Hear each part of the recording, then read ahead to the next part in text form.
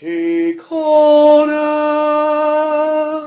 Hi guys, and welcome back to PTCorner Does the Olympics. What a week it's been, and PTCorner's here to bring you the best news from London 2012. We'd like to thank you for your questions over the past week. We'll be answering them later on in the show, but we're going to start off with the opening ceremony.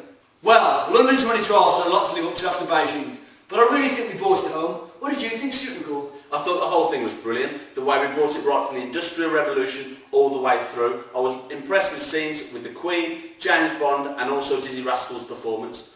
What do you think, Martin Jones? Well, my favourite bit for myself was David Beckham coming down the Thames on the speedboat. Thought it looked very James Bond, very regal. It was just absolutely incredible to see. This is our Week 1 review of London 2012. It's Thursday the 2nd of August, 1:30 PM. We're currently on 2 golds, 4 silvers and 4 bronze. Martin, what were your highlights from the week? For me, Stuart, it's going to have to be the cycling. We said at the very start it's going to be our strongest event, and so far they've not failed to deliver. Wiggins being the most decorated Olympian we've had for Great Britain in a very, very long time. What about you, Luke? For me, it's got to be the football again. I think we've done really well. I think a lot of people were on the Team GB's case at the start of the Olympics thinking we weren't going to quite do it, but I think they've proved a lot of people wrong. I think we've done well to get through our group. We've got South Korea in the next round. I think if we can get through South Korea, we come up against Brazil. Brazil are the only team, in my opinion, we need to worry about. If we get through Brazil, I think we've got a very good chance of winning gold, and I think that'll lift everybody from England, Ireland, Scotland, Wales, because everybody needs a win at football at the moment. What about you, Stuart? Well, I'll go back to what Martin said. Wiggins has definitely made GB proud, and we're so pleased to have a cyclist like that on our team. Also, the men's gymnastics team are doing really well, considering they're so young, so strong, it's brilliant. And in other news, obviously the Olympics are always surrounded by a lot of drama and controversy. This year, 2012, no different. What do you think about it all, Luke? Well, the big surprise for me was Cavendish finishing where he did in the road race. I think the whole nation thought he was going to get our first gold medal at the Olympics, and to finish where he did was a bit of a shock, but I don't think it was Team GB's fault. I think negative tactics by some of the other teams prevented Team GB of getting Cavendish into a good place to win the race. But you've got to take your hat off to Kazakhstan to finish where they did. It was a great result for them to get gold. What about you, Stuart? Well, I'm obviously disappointed for Tom Daly's partner in the diving. Just one of those days, I suppose. But I'm not into all this, going to say something to him on Twitter because you hide your face. Not into all that, so I think there's no place for that at all. What about you, Mark?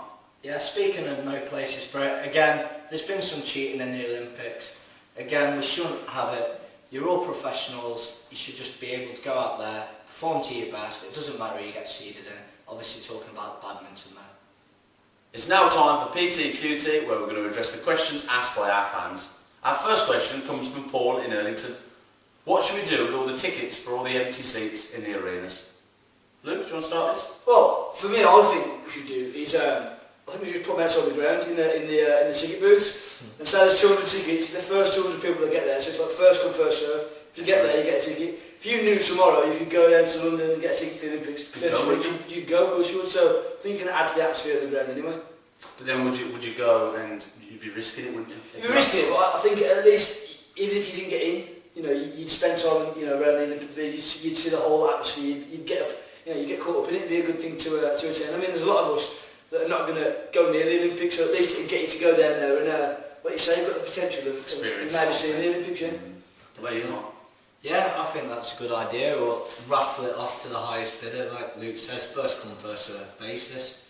And again, you could donate a few to charity, just anything really, just to fill them seats up. Obviously it's only going to help with Great Britain's chances, building the atmosphere and stuff. I'm with the whole charity idea. I don't think it should be given off corporately because I don't think these big bosses that earn so much should get free tickets. There's no sense in that. So yeah, that's what I think.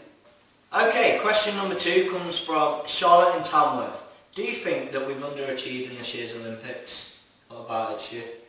I don't think we have underachieved. I don't think we've overachieved either. I think where we've sometimes downfalled, we've made up for in the unexpected events. So I think we're doing pretty well. Obviously China, they're doing brilliantly, but I think GB they're up there as well. They're up there as well. What do you reckon, Luke? Well, I think whichever way you look at it, 10 medals at this point, I think it's all right. I think we've still got some of our strongest events to come. We've got the velodrome still. We've got some strong athletes in the track events. We've still got a few strong swimmers to go. still potential of football. I still think we've got a good chance of winning some medals. So yeah, I'm happy that things are going. What about you, Martin? Yeah, like I say, I think the definite one, I think, is going to be football. I think we've excelled, we've played a lot better than even England did. I mean, we've gone past this whole mental stage of scoring one, letting it sit back and letting them come on to us. I think we just keep going and trying to put the game beyond doubt. So I think it's looking positive. So thanks for that question, Charlie. So our next question comes from Natasha in Worcester, and she asks, is it right to put child Olympians under so much pressure? What do you think, Martin? First off, good question. I do believe that you do need that sort of added pressure when you're going into stuff like the Olympics. I mean, these young athletes have been trying so hard. I think you need that to put the edge on it. Otherwise, when you get to competitions like this, you're probably going to fall short. You're not really going to reach your full potential. As a young athlete, how did you find it, Stu? Obviously, coming up to big competition, it's hard work. There's a lot of, obviously, you've got your ordinary life to live at the same time, and you're training hard 5, 6, 7 times a week. But you've got to look way before the Olympics. They're obviously training 5, 6, 7 times a week, as we said, every week in, week out, and they're going to work hard. So there's pressure added them to from an early stage. So it's something they're going to have to get on with. And if we want the results, we want the medals, they're going to have to put in that work, whether they like it or not. Luke? As Stu said, I think people they're under pressure before they even get to the Olympics. You know, just because the Olympics brings in the spotlight, it doesn't make any difference. They've been under this pressure for a long time. So these athletes can deal with this kind of pressure. I don't think it's wrong. I think if you win to compete at the Olympics, age isn't a factor. Everybody's under the same amount of pressure. That's the whole point with the Olympics. You've got a whole nation resting on your shoulders. So I do think this kind of pressure is right, yeah. Thanks for all your questions, guys, and thank you for watching this week's Olympic Review. So if you get your questions to our Facebook and Twitter, we'll be sure to answer them for next week's episode of PT Corner Does the Olympics. Thanks for watching, guys, and we'll see you next week. Hopefully we can get another 10 more medals. Take that medal tally up to 20. Take it easy. Bye.